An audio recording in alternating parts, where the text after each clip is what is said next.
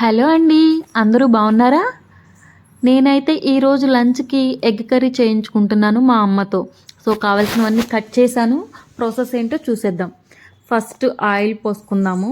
కొంచెం ఆయిల్ వేడయ్యాక వెయిట్ చేయండి. కొంచెం ఆయిల్ వేడయ్యాక ఈ గ్యాప్లో మనం ఆనియన్స్ కట్ చేసుకుందాం. నేనైతే ఆనియన్స్ కటింగ్కి ఆనియన్ చాపర్ యూజ్ చేస్తున్నాను. చాలా అంటే చాలా బాగుంది. మీరు కూడా మీషోలో ఉంది, నచ్చితే తీసుకోండి. ఫస్ట్ కొత్తిమీర వేసింది. కొత్తిమీర వేసాక చిల్లీ వేసాము. అవి కొంచెం వేడయిన తర్వాత 1 మినిట్ తర్వాత టమాటా వేసేసాం. టమాటా వేసిన తర్వాత అవి కూడా కొంచెం వేడయ్యాక ఆనియన్స్ వేసుకుందాము.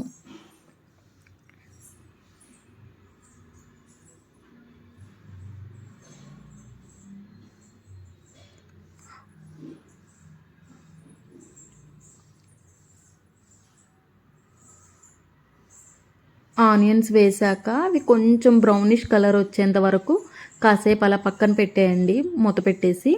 తర్వాత అల్లం వెల్లుల్లి పేస్ట్ వేసాము.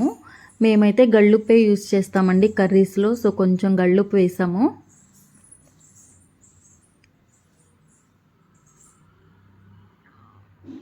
కొంచెం పసుపు, అలానే కారం కూడా వేసేయండి. కారం కూడా వేసేసిన తర్వాత కొంచెం వాటర్ యాడ్ చేసి ఒక 15 మినిట్స్ అలా వదిలేయండి పక్కకి. అప్పుడు ఆనియన్స్ సాఫ్ట్గా ఉడికిపోతాయి. సో ఈ గ్యాప్లో మనం ఎగ్స్ అనేవి పక్కకి తీసుకుందాము. ఆ తర్వాత ఒక లాస్ట్ 5 మినిట్స్లో ఒక చింతపండు రసం అనేది కూడా యాడ్ చేయండి, టేస్ట్గా ఉంటుంది. సో ఒక 10 మినిట్స్ అలా వదిలేద్దాం.